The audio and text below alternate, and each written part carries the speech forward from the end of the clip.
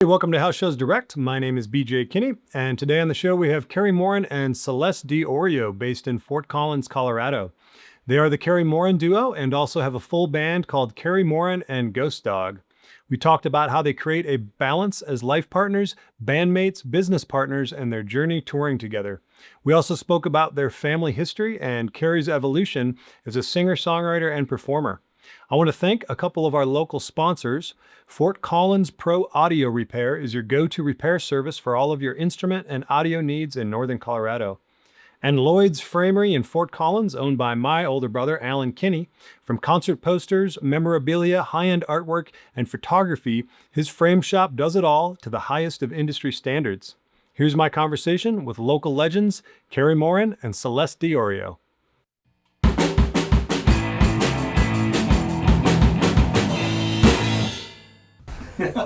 Hey, thanks for coming to visit, you guys. Of course, for having us. Good to see you. Yeah. Celeste Lorio, Cary Morin. Say that again. Lorio. Lorio. Celeste Lorio. Yeah. All right. Is it Italian? Very. Very Italian. Yeah. Extremely. Got lots of eyes. Yeah. Oh, I bet. I come from a big Irish family, so that's kind of the other side of that. Cool. Well, I wanted to start off by hearing a little bit about like your music beginnings. You know, when did you get your first guitar? How did it all start? I grew up in Great Falls, Montana. My dad, when I was like 13 or 14, he bought 6 acres and a 5-bedroom house about 10 miles outside of town. And since we were so far out there, I ended up spending a lot of time out there, and he bought me horses and motorcycles and guns, and we were so far out of town that I could just do anything. Yeah. And he bought me guitars and a piano and a banjo and a fiddle. So I ended up like spending a lot of time by myself, listening to recordings and trying to emulate sounds that I heard on Neil Young albums. Mm-hmm. Yeah. Playing country music because that's what we listened to. And then I had friends that brought over jazz albums. And so I had like, as far as what I listened to, it was a wide range of stuff. Yeah. Country, jazz, P-funk. Okay. Yeah. You know, like everything. Yeah. Yeah. But I was always really fascinated with like, how does that sound get created? And I didn't really have any way of doing it, but I was always pursuing like sounds on guitar or piano or harmonica or whatever, you know? Yeah. So I wasn't really writing songs when I was a child, but I was really listening to sounds. That Harvest album and the pedal steel. Mm-hmm. Wow. Well, you know, how does that happen? Yep. Or listening to Charlie Pride albums or Johnny Rodriguez or Willie Nelson. Redheaded Stranger was like a huge deal, you know. I love that album. Yeah. I got 2 of them. Yeah. Maybe 3. Yeah.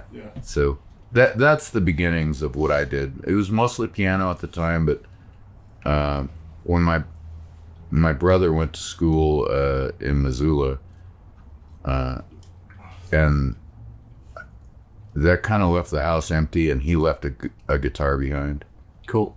So it was really easy for me to just pick up and figure out because I had the ear to know how it's supposed to sound. Yeah. From listening to it enough. Yeah. Do you feel like you were born with some of that, like it was innate a little bit? I don't know, because I started playing piano when I was in kindergarten. So yeah. I think that I had the it's funny, I always tell this story. I had a really bad piano teacher that would assign me things weekly and then show up and I didn't know what was going on, so she would play it, then I could play it. Okay, you had to hear it first. Yeah, so she unintentionally taught me to play by ear. Cool. So I was just like, I could always just hear things. Yeah. Yeah. Well, what about you, Celeste? How'd you get into music? I come from an arts family. My dad was a sculptor. My grandpa painted. One of my dad's brothers went to Juilliard, played piano. Nice. Artsy family. So pretty artsy family, yeah. So I was kind of surrounded by that, though very few musicians, except my Uncle Phil.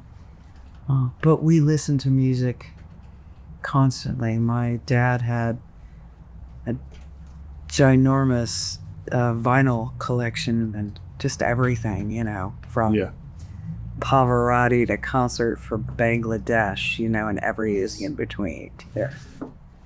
So just lots of music all the time. My parents took me to see music. My dad took me to see Muddy when I was a little kid, B.B. King, Taj Mahal, Buddy Guy Jr. Wells, Wow. a lot of that. Yeah. So I sang in choir in school. And I never really learned to play an instrument at home growing up. We just weren't well resourced, so, But as soon as I left home, I picked up a guitar and started noodling around and, Yep. Moved out west and From Ohio, right? Maine, Maine. Portland. Did you, don't you have, you have family in Ohio, right? Yeah, Yeah. my family is from Ohio. Okay. But I grew up in Maine and I came out west, came to Denver. It was as far away from home as I could get and still know somebody to help support me. Mm-hmm. I had an aunt in Denver. So, and I just right away got involved in music. Awesome. Yeah. And you're primarily singing. Do you ever play any instruments when you guys play together? Or you just harmonize and sing, right? I do. Right now I'm playing some hand percussions, some guitar. Cool. Cowgirl and Indian.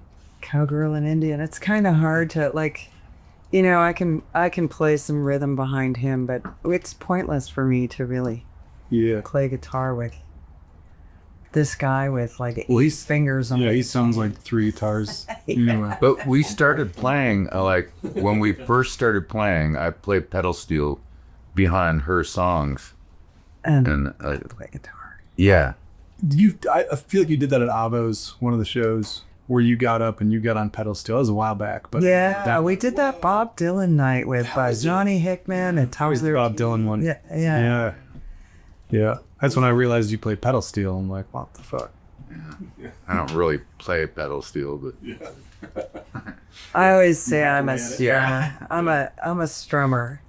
Yep. Nothing wrong with that. Yeah. So Montana, Maine. Those are two very different places. same one. Yeah. Same latitude. Yeah. Sure. Cold. Yeah. Yeah. Well, we were talking about before this started a little bit about getting into trouble and mischief and stuff. What kind of trouble did you guys get into growing up? Who's gonna see this? Everybody. All 10 of them. Oh, that's my compressor. I can't talk about getting kidnapped and shot at and stuff, right? Oh, sure you can. That's juicy. That's juicy stuff. Like what, gun crimes? No, I mean, I was shot at. Really? Yeah, I think that kids these days got it easy, Yeah. I'm getting shot at as often unless you're going to school, which right? is a whole other topic. Yeah. Well, School is dangerous. I always say to Celeste, when I was in high school, a lot of us had guns in the back window of our trucks. I mean, never thought about taking it into. Yeah. Oh, I don't know what's happened. Yeah, I don't know. I haven't been able to figure it out either. Yeah. Kind of like alt high school. I know they had a shooting range at the school.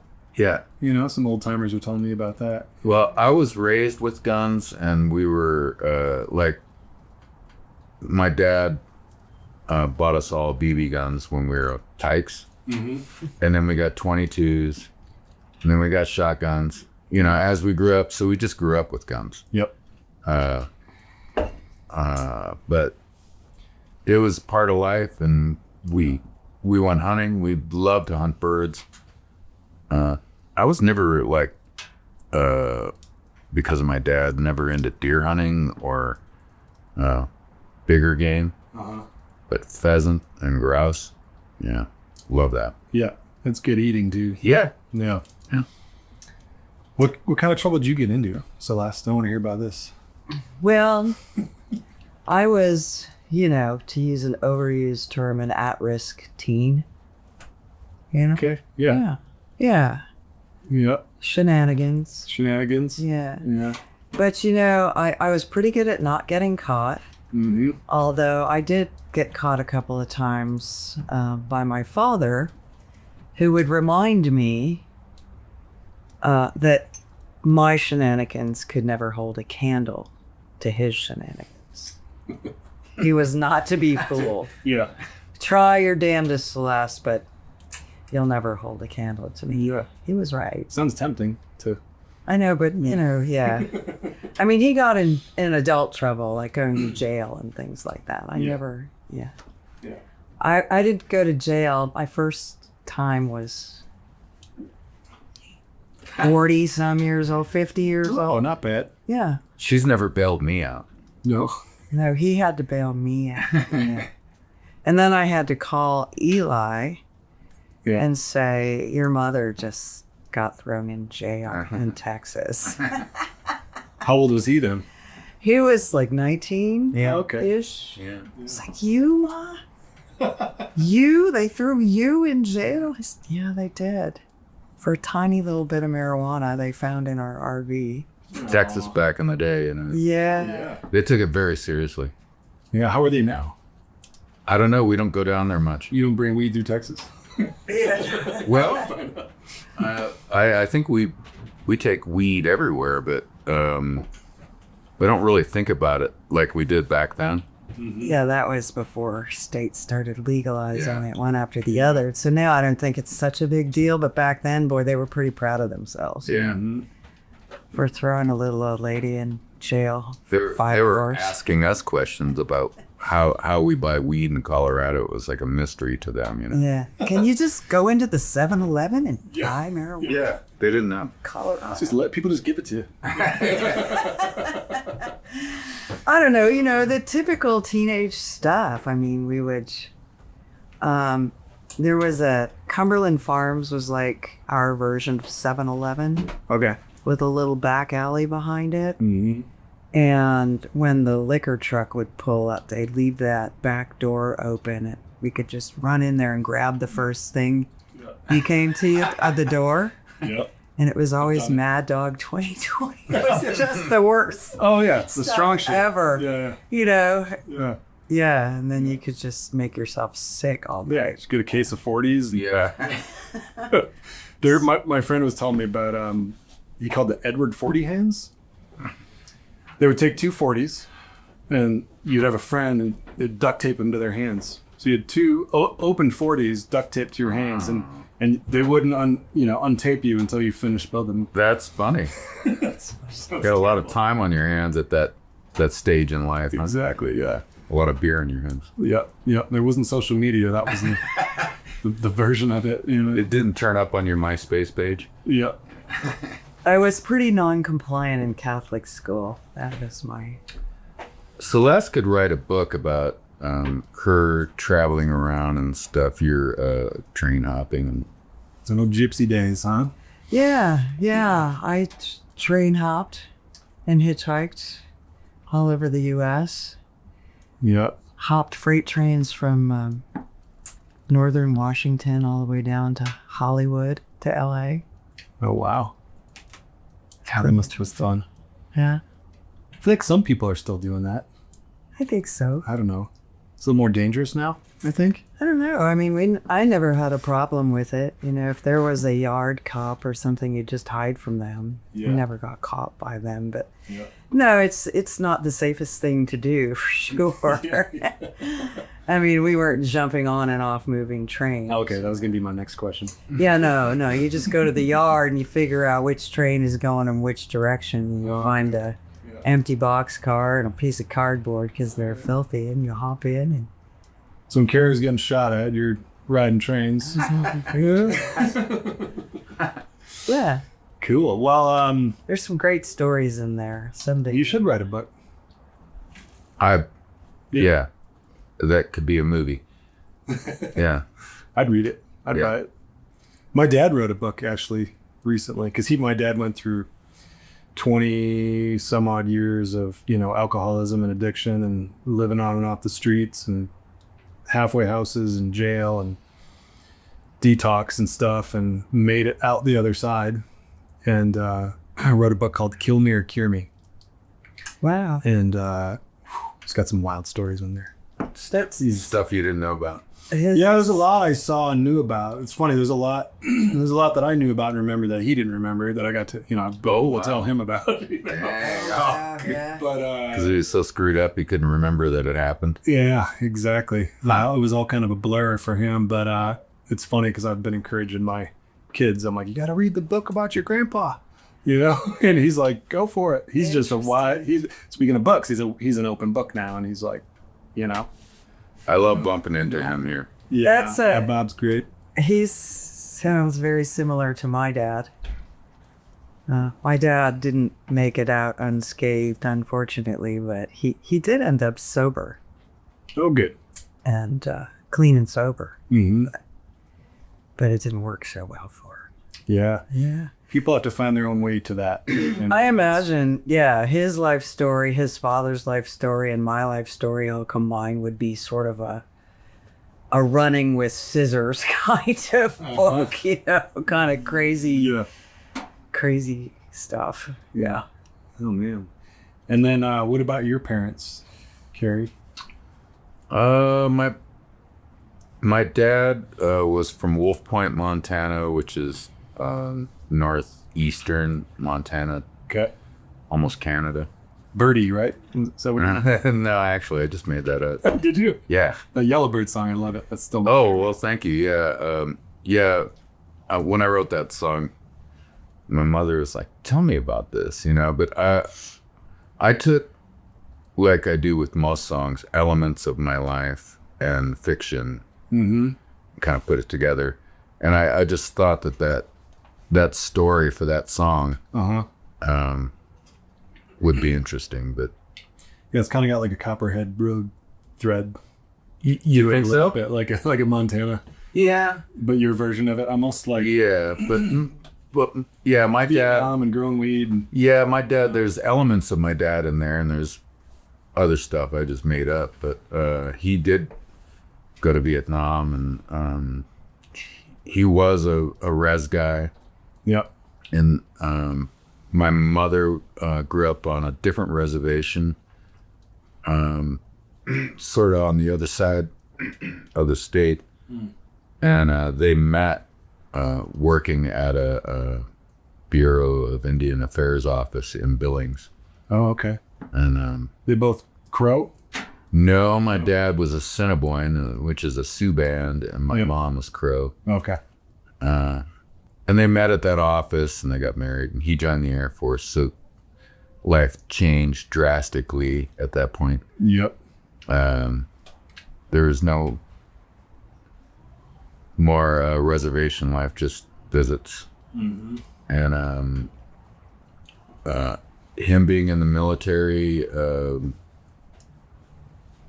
I think he could provide a life for the family that he wanted to provide, Yeah. and not being. I think being an Indian in Montana at that time was what job could you have, So he picked the best course for the family, and it turned out to be a fantastic decision. We lived.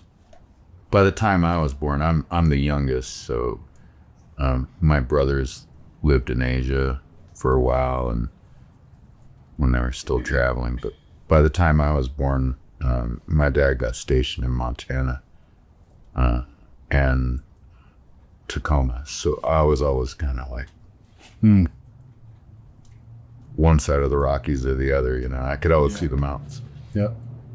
And Cool. yeah, Yeah, I spent some time around the reservation in northern Wisconsin as a kid growing up, because we lived up in this cabin in the woods for a few years, like right on the edge of it was Ojibwe reservation, and so I had a bunch of kids that were reservation kids, or friends that were reservation kids, and they were fun to hang out with. I'll tell you what, and like I'd go to some of their places, and it was just like, I mean, they were like spearfishing, and like, I mean, they always had a deer hanging up and cutting a deer open. Right. I mean, they were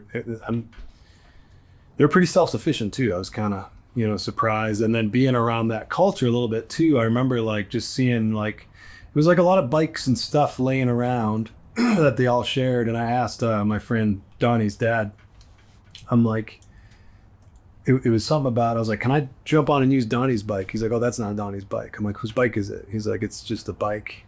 He's like, just, I saw the way that they used things. It wasn't so like possessive. It was just like, this is stuff. Like when you use it and then you're done with it. yeah, It was kind of cool to see, where some people might look at that and be like, oh, they're just messy, or they don't respect their stuff. It's like, actually, no, they're just not like, they weren't attached to it all as much as like most Americans are. We're very possessive of our stuff. Even I am, Yeah.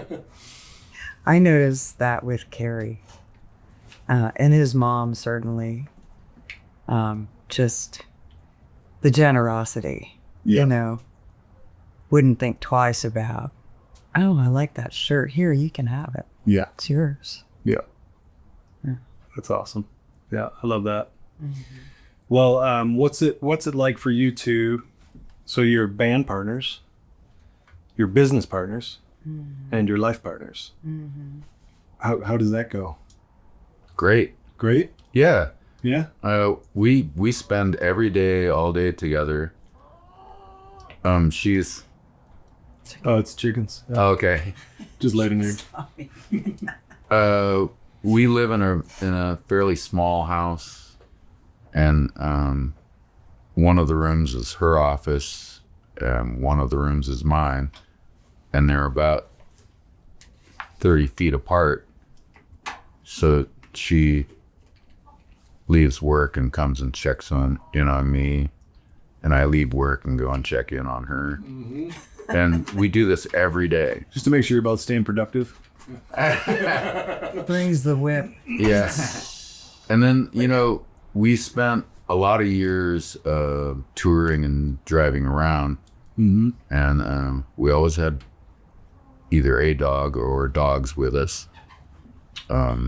Sometimes other people, but mostly just the two of us.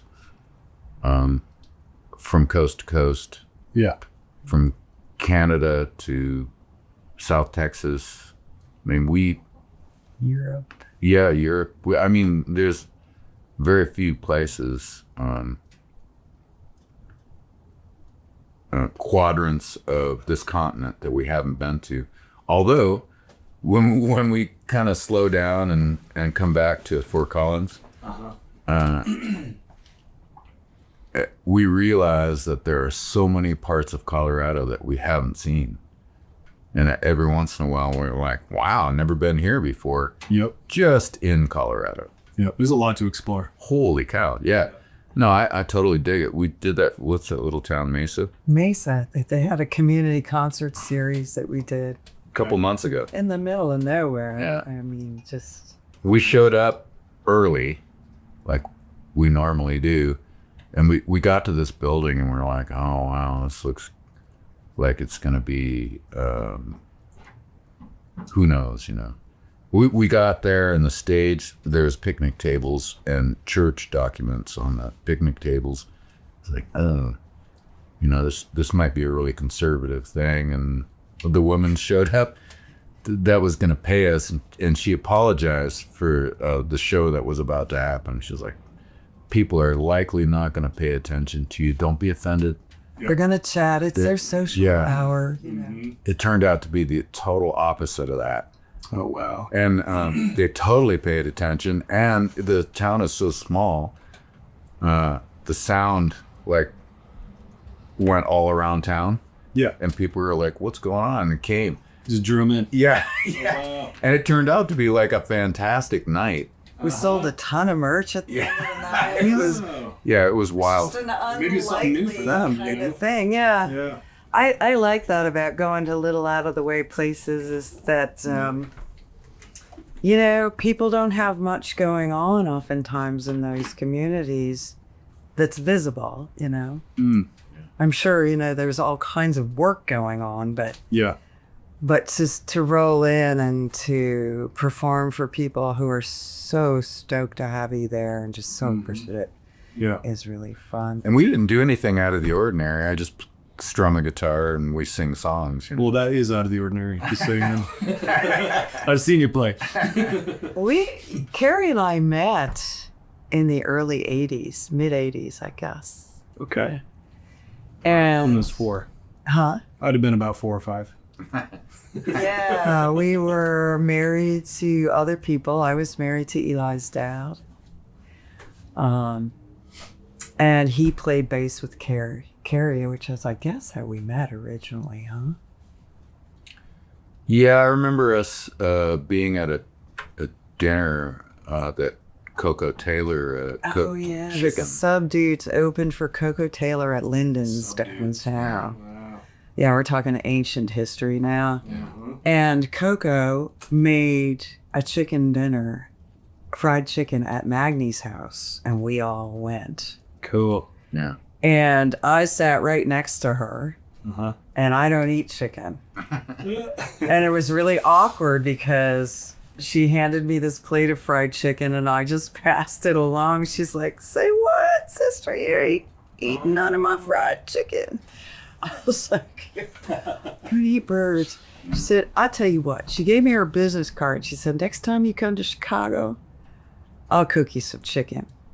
She said, that you'll really like. Yeah. And she had owned that. It was called Blues 2, I think. Okay. It's her club. All right. Yeah. Never happened, but anyway, yeah, we met way back then. And then just sort of interacted, you know, in passing over the years, maintained a friendship. But,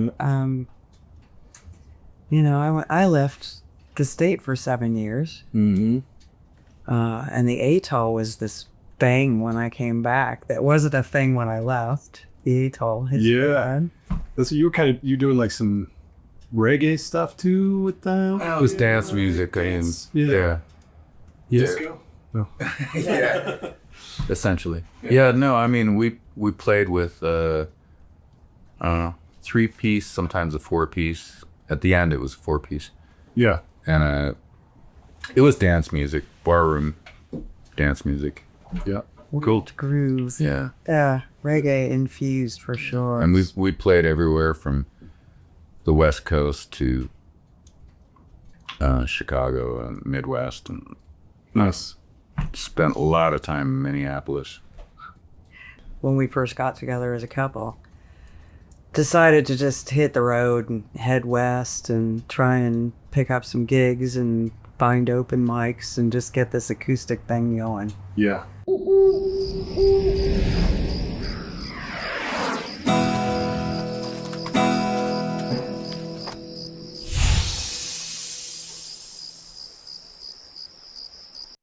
Have you ever plugged in your instrument and it just starts buzzing and you've got no idea why? You replace the cord, no luck. You swap out the effects pedal, now it's worse. Within minutes, you're pulling your hair out and spiraling into a rage, kicking your amp over and peeling out of the driveway on your way to spend more money on new gear. Only to be pulled over by local law enforcement and given another speeding ticket, making you late to yet another gig. Or you could simply contact Fort Collins Pro Audio for a quick diagnosis and timely repair.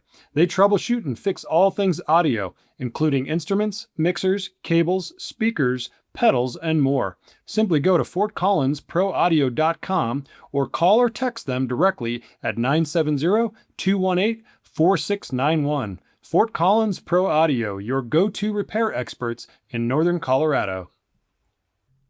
When you visit Colorado's longest-running custom picture framing shop that has been operated by the only master certified picture framer in the state, you can expect great things. From simple and economical to the highest levels of museum-grade preservation, Lloyd's Custom Framery can give you that and everything in between.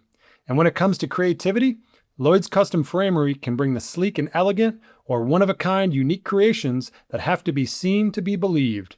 The owner of Lloyd's, Alan Kinney, has made such an impression on the framing industry with his creativity and technical skills that he has been tapped by many of the largest companies in the industry to speak to sold-out classes at national trade shows. So if you want your concert posters, memorabilia, or family heirlooms displayed in a way that shows off how important or just plain cool they are to you, visit Lloyd's Custom Framery and discover the many ways they can create something that few frame shops can offer. Lloyd's Custom Framery in Old Town, Fort Collins, Colorado.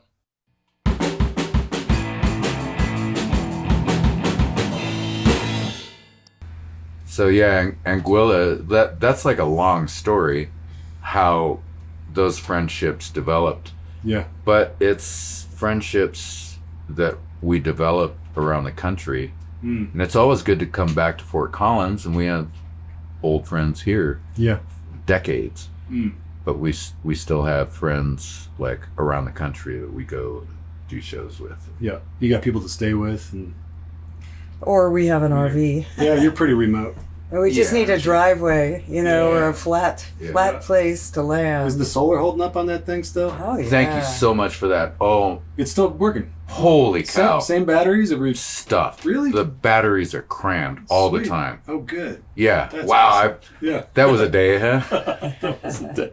Yeah. BJ helped us put these, or just this one panel on the top of our RV, and from that day on, we could go park anywhere, and our batteries would be full. Yeah. When you're boondocking, there's nothing better than It's having great. solar. Yeah, it just really changed. Yeah. You can Yeah. blast music. You can charge everything up. Yeah. Keep your lighting working for playing Yahtzee. Anything. Yeah. Speaking of Yahtzee, Yeah. so Gemma and I play a lot. Yeah. And it's so funny. Like every time we roll a Yahtzee, Gemma's like, "Oh, I'm gonna get a picture and send it to Celeste." 'Cause it's usually her rolling a Yahtzee. Well, Well, the last time we played and I sent those pictures, I had 3 Yahtzees in one game. Oh my! Yeah, I remember that. yeah. Yeah, I think Gemma had 2 in one game, and it's so funny because we'll be quietly sitting playing somewhere, and it's Yahtzee. Yeah. It's like, Yeah. Roll over by. Well, we were talking about Cary and I as a couple and yes. how we work together. I have a business, he has a business, and then we have this thing we do together. And so the first time we tried to tour was in this Honda Accord. And I thought, because it was so packed, there's no room to move. If we can do this as a couple successfully Yep. and not, hate one another by the end of this, we're golden, right? Mm-hmm. And it's really an amazing thing to me. I think about it, and people ask me that question a lot. Yeah. We do spend almost 24/7 together. Yeah. I can't think of another couple that we know that does that. Maybe Freebo and Alice. Yeah. That we just get along so well and make things work so well. Well, you It's guys are really- both so even keel and well. calm.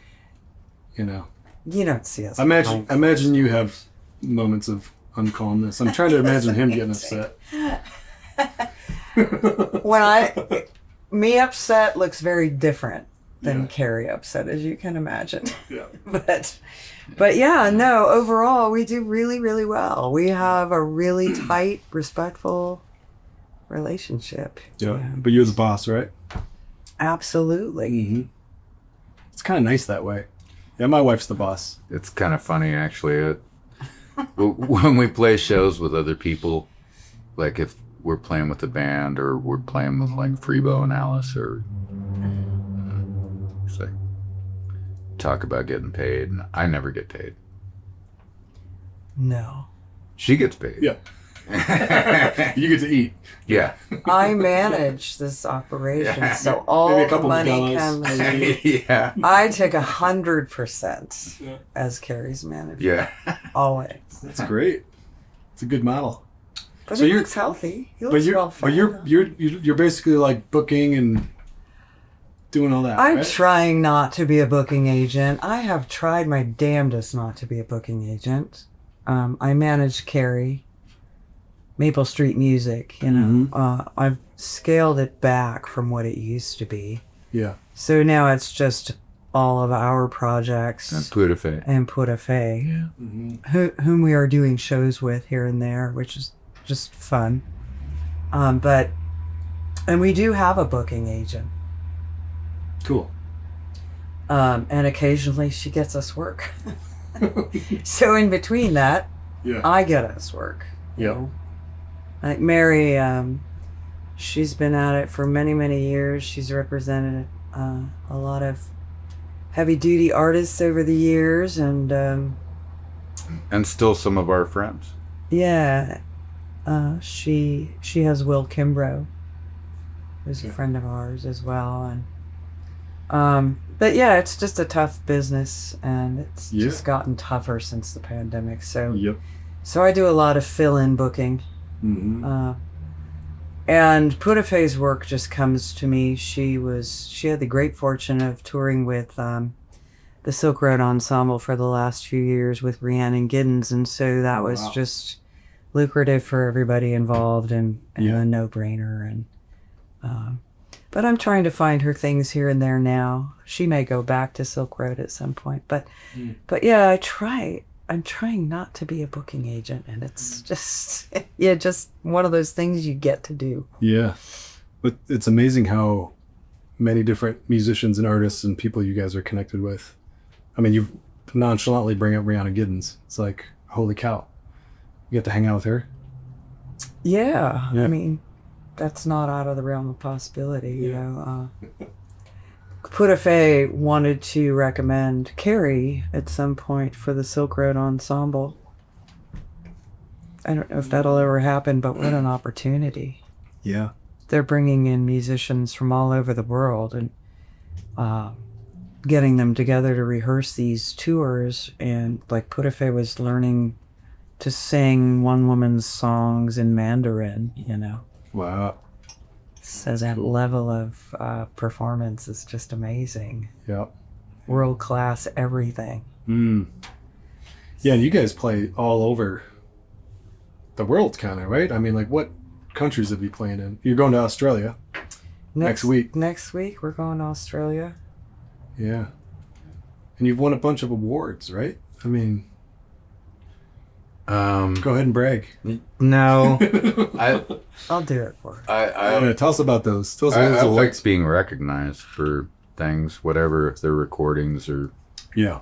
or guitar or songwriting or whatever. But if it were up to me, I would never put myself in front of people that would notice that stuff. She does. Yeah. So Well, it's kind of hard to toot your own horn, I think, and to do it in a way that Yeah. another person would do it. Yeah. Yeah, I mean, around here, you're a local legend. I remember being in the, is it the Science Museum yeah, in town when that first opened, going in there, and they've got your guitar on display and a whole thing up in there, and I'm like, I know that guy. Yeah. I know him. Yeah, I mean, Cary's gotten some pretty distinguished recognition, you know, especially like First Peoples Fund, which is a Native arts organization, Native Arts and Cultures Fellowship, and you know, he's gotten to play at the Kennedy Center and the Lincoln Center in New York, and yeah, so yeah, some really well deserved recognition, I think. I agree. I Yeah. agree. You just don't make a big deal about it. Huh? There's things that I wanted to do that I never got to do. Mm-hmm. You know. Well, I think those fellowships and awards, you know, we don't want to compare artists to artists. You know, we don't want art to be a competition necessarily. So there's that side to that. Like, why did I get this and not this other person, or why did they get it and I didn't? You know. Yeah. You don't want to swim in that place, you know, but they exist to help elevate artists, which is really important. Yeah. I think that acknowledgement is important. It is important. Yeah. And you know, when you're really fortunate, they come with a stipend to encourage you to continue making art, you know. And so, you know, we have a friend that runs the Frog Pond down in Lower Alabama. Yep, you've told me about that. Talk about a really lovely house concert sort of situation. Yeah. Very established, and but they need money. All the money goes to the artists, the ticket sales. So she has to find other ways to, you know, keep toilet paper and paper plates and keep the place clean. Yeah, and, clean out the porta potties and all that. And so we were talking about that one day, and I said, you know, you could start a funding campaign. You could do a big ask from some of your wealthier folks, or you know, there's a lot of ways to fundraise. And she said, I don't want to ask people for money. I just feel really weird about that. And I said, you know, the arts have been funded by benefactors from the beginning of time, you know. Yep. Michelangelo didn't just walk into the Sistine Chapel with a bunch of paint and gear and people and start doing that. Yep. Somebody funded that, Yep. you know. You got paid for it. So arts have always been supported. Yeah. In that way, and I think it's legitimate, and it's good to remember that, you know. Yeah.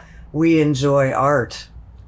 Yeah. You know, somebody designed these things. You know, art is everywhere. It's sound is everywhere. You know, where would we be without that? Oh, exactly. I always say if art dies, we're all goners. Yeah. Like, think about it, you know. I mean, and that's a big part of the reason I'm doing this even is because I want to, you know, I'm not going to back off of trying to support artists and really keep the spirit of supporting artists in a real way alive. You know what I mean? Like, and it's just so important. I think there's a lot of people out there that do want to pitch in, do want to contribute. And there's people with money that are like, I want to fund something cool. Yeah. You know, and that's really the main way that art gets created is because of that philanthropy. Yeah. And being able to do that without taking away from the artists, you know what I mean? It's like your standard venue model is like this business model where you do have to take from artists, and I totally get it, you know. But you know, I think it's for me throwing house shows and you know, promoting artists and doing the whole thing that I'm doing.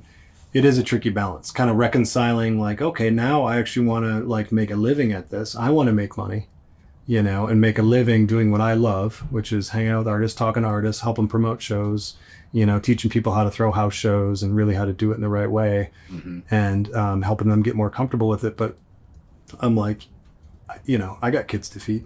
I got bills to pay. Yeah. And so it is a little weird being like, all right, I want to, you know, start a YouTube channel and do a podcast thing and get this website going. But I'm really trying to build it with the model of, I don't want to benefit from it at all unless the artists are benefiting it from it. You know what I mean? So. Yeah, it's a whole different business model than getting a gig at a bar where. Yeah. You know, they're saying, oh, how much beer can you sell as a band? You know, it's not like, how good are you? You want me to work the bar? Yeah. But, you know, how much beer are we going to sell tonight by having you here? You know, it's just a whole different way of looking at it. Yeah. And, you know, I'm shameless. I will look for pots of money so that we can continue to do what we do. And nothing wrong with that. You know, I would love to see Cary get a Doris Duke Fund grant or a MacArthur Fund grant. You know, those are big piles of money. Yeah. And we know people that have gotten them. Yep. You know, Rhiannon Giddens Yep. she did what she's doing now on her MacArthur Foundation grant and Mm-hmm. the Genius Award. Yeah. No. So- no reason not to go for it. No, You know. why not? Why not? You never know. Somebody's going to get that. Yeah. I mean, people play the lottery all the time, and it's like one in whatever, however many million. You know, people win it. You know. So, And the odds of getting something like that are a lot higher than winning the lottery. So, I might as well scratch that card. Yeah, right. yeah. Yeah, And I think Cary's art is totally worthy of that. absolutely. Yeah. So Absolutely. So, when you guys are on the road, what other ways do you keep yourself busy and entertained? I know you play Yahtzee. You got other hobbies and stuff outside of music? Dog parks. Yeah. we are dog park aficionados. Do you ever introduce yourself as your names at a dog park? Or is it always like the dog? You know what I mean? Like, oh, you're Winnie's mom. Do you notice that? Like, you never actually, like, I've hung out with people at dog parks and I realized like years later, I'm like, oh, I don't even know their name. You I know their the dog's name. Yeah. Yeah, well, we meet so many people doing that. We were talking about, we should write a blog or something naming the best dog parks from coast to coast. Oh, yeah. Pin them on the map. Put that on House Shows Direct. Dog parks to stop at. Yeah, on tour. There's some really fantastic ones. Yep. Yeah, we absolutely. are connoisseurs for sure. What Yep. else do we do? I don't know. Being on the road is, think of it as just, where we are living. Yeah. If we're on the road we haven't done a 2-month or 4-month tour in a very long time, but the normalcy, is sort of the everyday thing, like being at home, getting out, Yeah. going to the dog park, making coffee, Yeah, you still have a having routine. breakfast, and Mhm. thinking about, is there a show tonight? What do we need to be doing? Rehearsing. Things that we would pretty much do at home. Yeah. We're not very good at being tourists anywhere because we're just on a mission, Yeah. to play shows. We're excited to go to Australia. It's a place that neither one of us have been. We're not in a place to really make a vacation out of that. Mm-hmm. What's the festival you're playing? Woodford Folk. Woodford Folk. Cool. So, we'll go do that and have that experience and see Brisbane and Yeah. and that area and count our blessings and get the money and come home. That's it. Do you have a couple days there where you can just kind of hang out? No. Or is it, you're just going to go play music, come back? We've got 6 shows in 5 days Mm, and then travel on either end. So. yeah. So do you like the RV living, Cary? Yeah, I've always loved it. Ever since I was a little kid and saw astronauts moving to the launch pad in an Airstream. Never heard of it. Yeah, well, that's how they got from point A to point B back in the 60s. Oh, yeah. Okay. Yeah, they put them in an Airstream and take them out to the launch pad. And I always looked at that trailer and, wow, that thing is cool. Yeah. So that's what I wanted to have. When my daughter was like 13 or 14, Tana, we started shopping around and found one, and her and I went and looked at it up in Estes Park, and she's like, Dad, this is so cool. Yeah. So we bought it and, man, had that thing for 20 years. Yeah, we did some RV living before we moved to Fort Collins 2010. We just, went through bankruptcy and stuff up in Minneapolis after the whole housing crash thing. And, Gemma and I are sitting there, we're eating pizza at this little place in South Minneapolis called Delano's, where they'd have bluegrass music. And it's just like one of those old fashioned family pizza restaurants, Uh-huh. Our boys were like 6 months old and 3. And then they're now 19 and 16.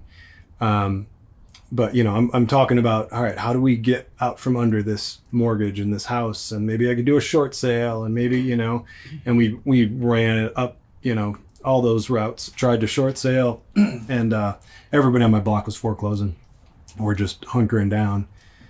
And And I just had this moment where I looked at Gemma and I'm like, all right, forget all this stuff.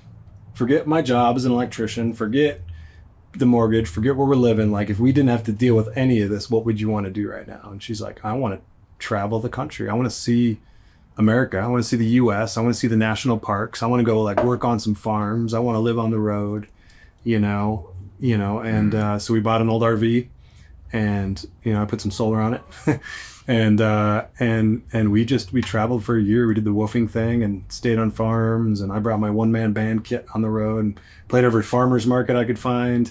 Did some little house show things at farms. Did a bunch of busking on street corners and pretty much paid our way in gas. Just playing music. And then, So did we meet you like right when you moved to town? Yep, 2011. You moved to our neighborhood. Yeah, and then we moved down to the 800 block of LaPorte, and then we were doing a couple backyard things there where you came and played. Gemma was pregnant with Ben. Yep, exactly. Yeah. Yep. Well, your misfortune in Minnesota was our fortune. Oh, thank you. Ours too. I mean, Fort Collins has been so good to us. Colorado. I mean, we traveled around with the mindset of if we don't find a cooler place to move to, we're just going back to Fort Collins, And so, we landed here with no money, no credit, no nothing. After going through bankruptcy, you can't, I couldn't even keep $500 in the bank without them taking that out until I filed everything. And we just started fresh, and it's been great. It's been a lot of hard work. You like Milwaukee? A lot of fortune. Milwaukee's cool. I like Milwaukee. Yeah. Well, Clover Lake Banjo Shop's from Burlington, which is just outside Milwaukee. But Wisconsin's a great place too. I like it out there. I spent a lot of time playing in Minneapolis and actually all over Minnesota. Yeah. Lived out there for a while, just playing music. Midwest is cool. It's a whole nother music scene up there. I totally dig it. Mm-hmm. Yeah. But watching grumpy old men kind of takes me back. It's that time of year to watch it again too. Yeah. Absolutely. Yeah, we've got some great venues that we play across the Midwest and just lovely folks. What are some of your favorites? That place that we played in, it's outside of Minneapolis. St. Cloud. Well, yeah, I mean, I used to play the Red Door back in the day, But no, that house concert that we just did. Oh, Reader Farm? Yeah. Yeah. Yeah, that's a nice house concert. Reader Farms? R-I-E or R-E-I. Oh, okay. Yeah. Must be their last name or something. It's it's the homestead that the... It's a room much like this, only like 4 times as big, and holds like 40 people or something. And it was like, cool. Wow, that was so much fun. That was fun. What town is that in? It's Delano? Minnesota? Yeah. Yeah, right outside of Delano. Yeah. Oh, cool. Minneapolis. There's another one, too, not far from there, that's a big barn. What does she call that one? Something or other. Sundog Farm, I think something so, like yeah. that. Yeah. That's another cool house concert scene. Cool. There's so many of them. Yeah, it's Yeah. great. Yeah. They're really wonderful. And I played like the Caboose weekly for a while, and just shows around. We would do weekly shows around Minneapolis and Minnesota. We just did a nice... I love it up there. I had a lot of friends. Just The Caboose is great. Yeah. We I've seen a lot of music there. What's that? North Star? No, North Star. Something Star Theater. Just south that was of in Dubuque. Wisconsin. Just south of Dubuque, Okay. on the coast, on the lake. Gosh. That was a funny show because we played. I can't remember what the name of the college is there, but we played this tiny little theater, and it was like way up. I think the lake was still kind of frozen, and it was summertime. It's like holy cow. Those lakes stay frozen for a while. Yeah, no, it was... Yeah. And somebody showed up to the show and said, you were talking about like really being here and being here for the first time. but I saw you play here in the 80s. Like, really? Like, I didn't even realize I was there. And then he described the show, and I was like, oh, yeah, Asheville, the college. Yeah. And I was like, oh, yeah, I remember that. And, yeah, it was just like really splendid memories from around the Great Lakes Yeah. from when I was in my 20s and 30s. Yeah. Remember the name of that? There's another one outside of Chicago in Arlington Heights called Hey Nani. Okay. That's lovely. All right. She- You guys know all the spots?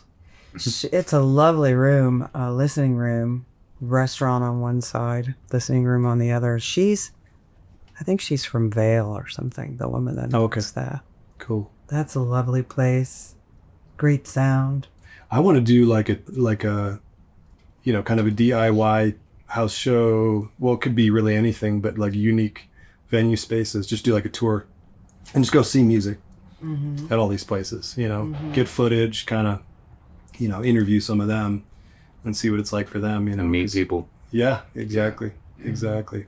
So you guys, I wanted to bring up the Innocent Allies album. That's your latest. Yeah. Yeah. I was listening to that all morning. It's great. It's a good album. That is the last two albums, Dockside Saints, Another great one.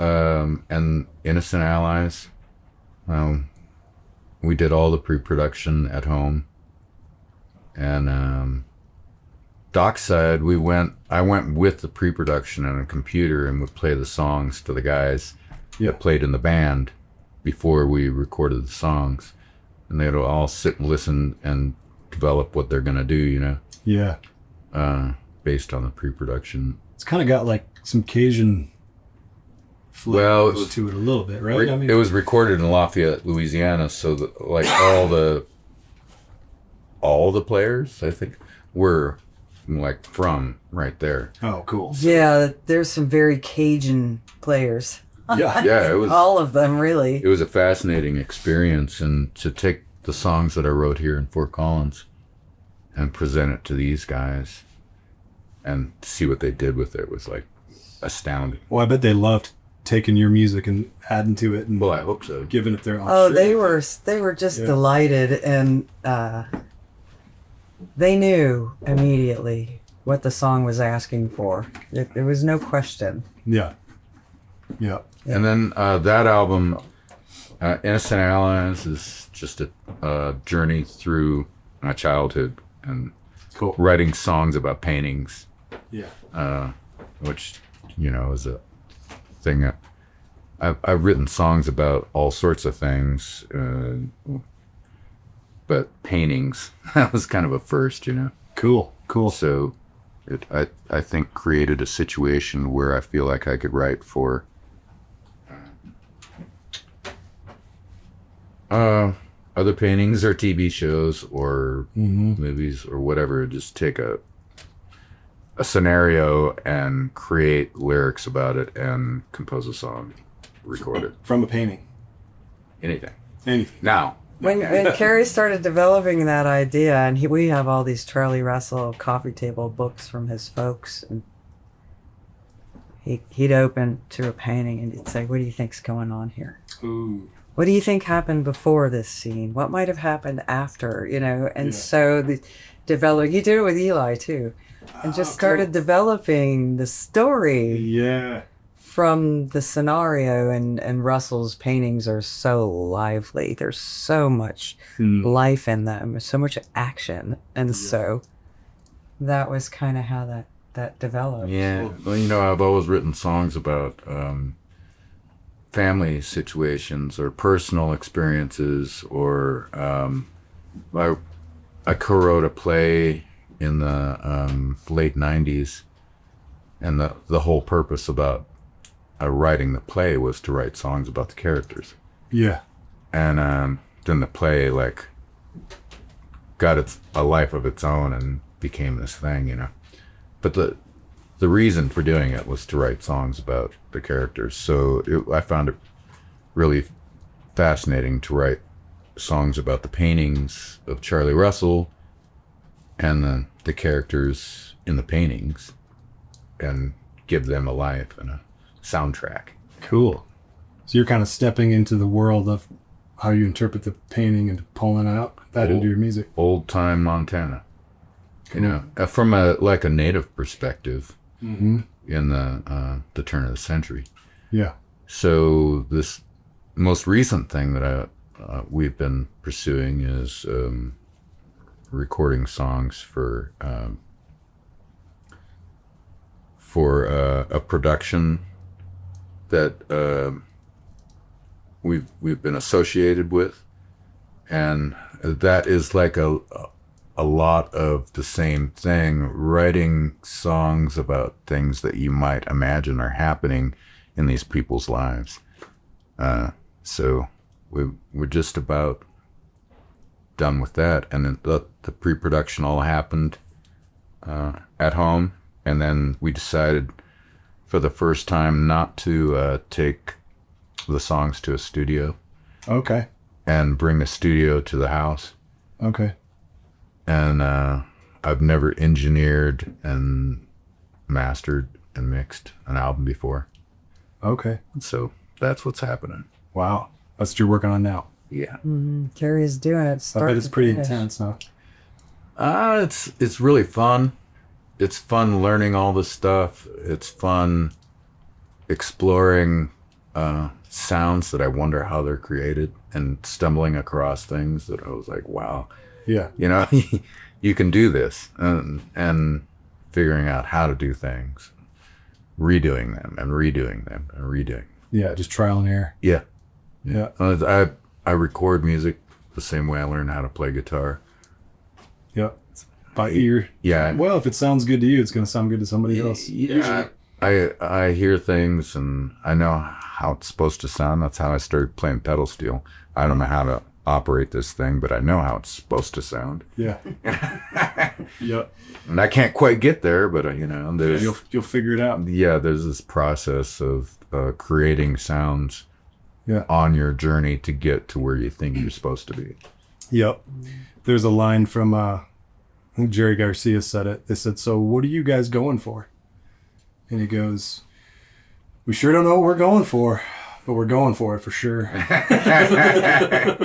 For sure. And I think that's a great space to operate, where you're just like kind of, you're just figuring it out as you go and let it become what it's going to become. Yeah, well, I hope that you do things that are unique and that nobody else is doing just by chasing that sound. Yeah. We didn't listen to music for a long time. We listen to music, but not specifically because I want to listen to music and dissect it. Yeah. We're doing more of that now. Okay. And it's not just background. It's like, wow, listen to that. Yeah. Why is there so much reverb in this? Why is there no reverb? What, it's like, Yeah. just trying to figure out mixes. Yeah, I listen to a lot of music, and I'm like, I will find myself starting to kind of dissect and really like listen versus it being in the background.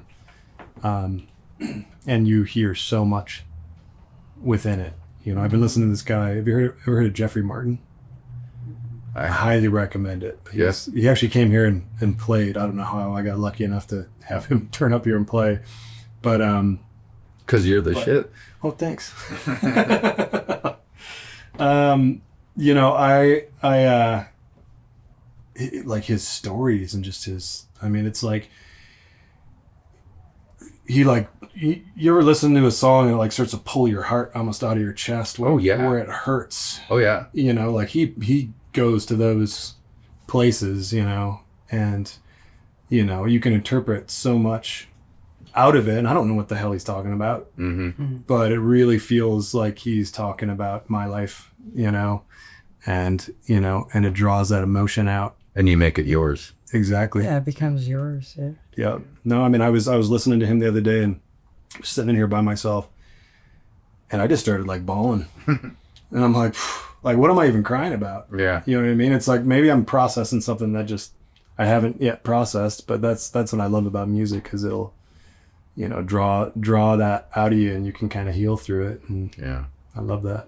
Yeah, I think one of the most emotional moments that I experienced musically that wasn't on stage was sitting in my truck listening to Joni Mitchell and Pat Metheny. I was like, whoa. Yeah. Holy cow. And Jocko. Mm-hmm. Just like blew my mind, you know? Yeah. I was listening to your music. I think it was the Tiny Town album a while back. And I just had my headphones in and I was walking, through Old Town. And I forget which song came on, but it just like put me in such a good mood. I had this, this is kind of weird, but I had this vision of myself. Here's how I felt. I felt like I was walking down the street, with a cane, like flipping around, almost like Fred Astaire or something, and like flipping quarters into bums' hats and stuff. Like, I don't know. It brought me there, and it just, I don't know, it cheered me up. Oh, that's sweet. Really affected me. I always, for some reason, I always have that visual and that feeling, like when I listen to your music. It's kind of obscure, but no, that's great. I mean, I always hope that there is somebody somewhere on the planet that is having a moment because of one of those recordings that we made in Rich's basement, Mm-hmm. And we get emails from around the world saying just that. Yeah. Yeah. Well, and sometimes I think that's even more significant than, like you were saying, it's a little hard to find gigs around Fort Collins these days. I mean, there's so many artists too. There's a lot to that, but to have people all around the world that hear your music and are affected by it and, connect with it. I mean, I think that's way more significant than to have just like this super strong, only local following. You know what I mean? like I think, well, I've been here since 84, 5, Yeah. something like that. So I mean, I've been around. We've both been around. I mean, everybody knows who you are. Like when I was telling people that you're coming in for this, like, you get Cary Morin in there? Cary and Celeste are coming. I'm like, yeah, they're old friends. They're like, that's awesome. That's amazing. That's cool. Yeah, it's just hard. It's hard for us. We survive on this business. We don't do anything else for a living. Mm-hmm. So we can't afford to just stay here and rely on this economy to support our art. No. It's just so people that are doing that, I mean, God bless them. That's great. yeah, if they can make a living here Yeah. in this scene, that's great. Most folks aren't. They're doing other things too. So yeah, there's different ways to slice that. We just happen to not. I mean, that's our bread and butter. So we have to go find it outside of this community. You guys are good at it. Yeah, and when we go out there and somebody, like, we make these friends from around the country and they call up and say, hey man, I'm going to be around Fort Collins at the Front Range. Where should I go? You know what I tell them? Call you. Kinney Farm. Yeah, I'd like to do more shows. It's a little bit, it can be exhausting, setting up lighting and sound and booking and, and just having, anywhere from 50 to friggin' 300 people at my house, but an idea I had, which actually you'd be a great fit for, was instead of putting the whole production on, actually just inviting 30 people over, batting the hatches, get the wood stove going, and just like sit right here and play acoustically. More like just hanging out. Yeah. And you can try out different stuff, try out new songs, screw a song up, tell stories, people can ask questions and just bullshit. And, people show up, donate, $20 each. It's more of like a show / hang, Yeah. Yeah.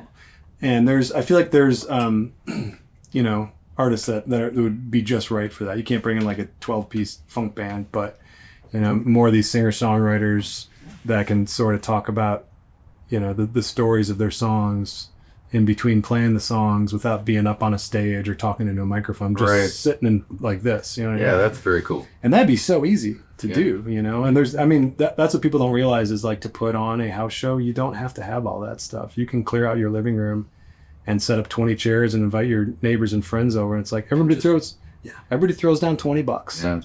Yeah. The artist gets to walk away with a little bit of cash in their pocket and sell some merch and kind of take a break from the bright lights and being on stage and stuff, you know. We played a show in the Netherlands in a church, and I went to see the venue during the day, and I was like, where's the PA?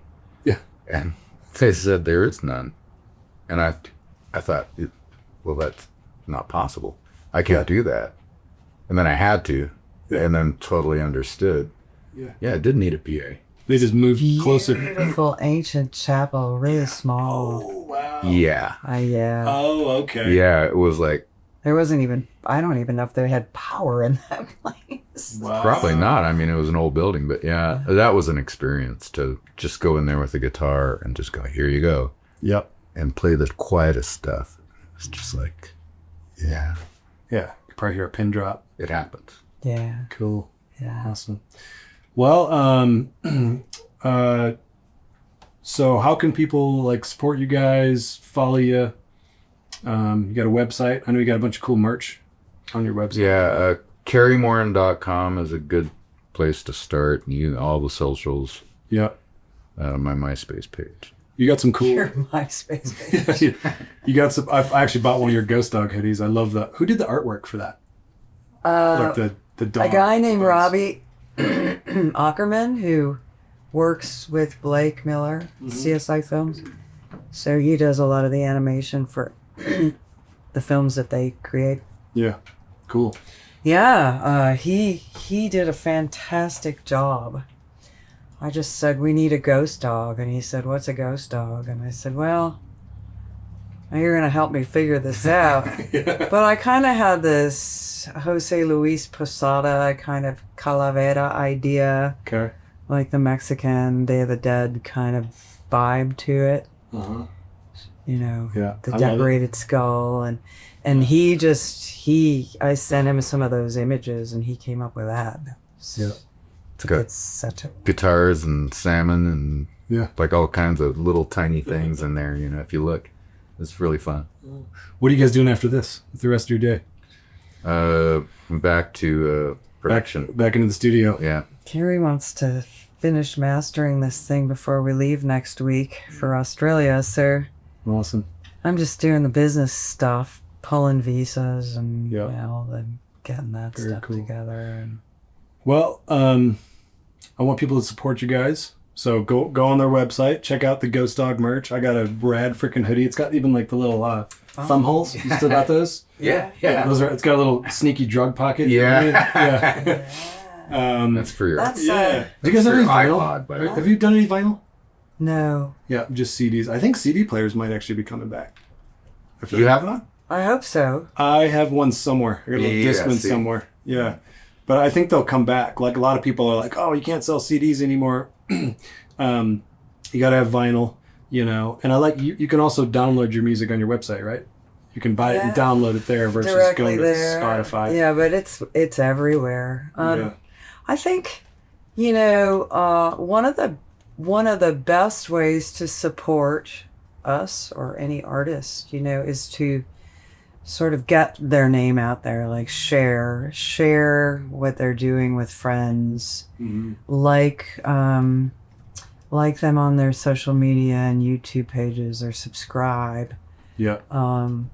or tell your favorite local venue about them and say, we'd love to have them here in our community. Yeah. Yeah. So those are ways people can support without necessarily spending money, but will definitely go a long way to supporting artists Yeah. and earning money. Yeah. And do house shows. Jump on house shows. Jump on house shows direct. You can find Cary Morin on there. Do that, and Get a hold of them, book them, and yeah. I encourage people to go to shows. Yeah. Go see acoustic guitar players or bands, we post that stuff on our site all the time. Mm-hmm. Whether we're going to the show or not, it's like, please go out and see these people Yep. because they need you. Yep. And take a minute to, don't have your phone up the whole time, but Yeah. get a little cool video. Yeah. Post it on your social media. Mhm. There's a lot of ways people can support without having to dump down a buttload of money. But yeah, Right? go to a show, buy a ticket, buy a little merch, spread the word. Mm-hmm. Yeah, that's important. Well, thanks for all the awesome music you put into the world. Yeah. Well, thanks for I love it. having us. Yeah, absolutely. Thank you. All right, guys. We'll see ya. Yeah. Hey. See ya, suckers.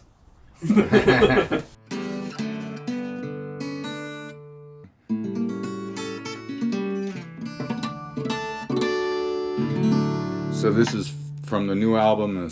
I've never played it except for the time it was recorded.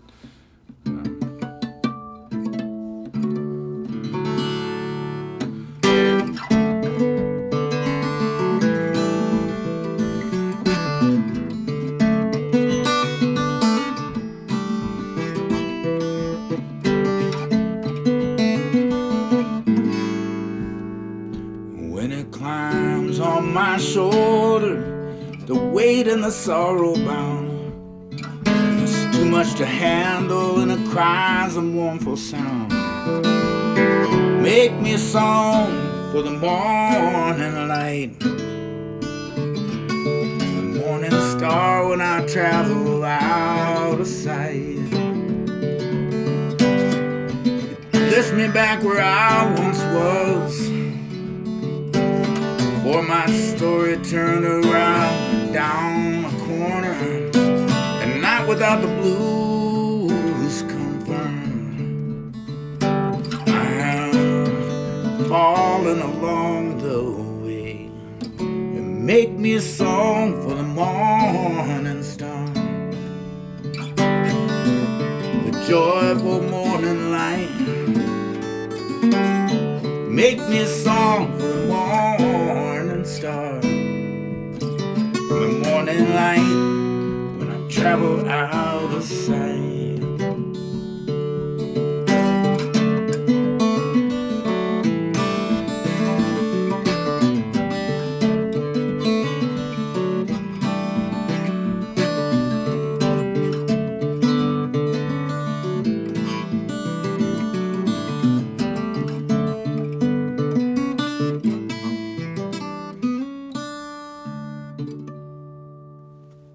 Something like that.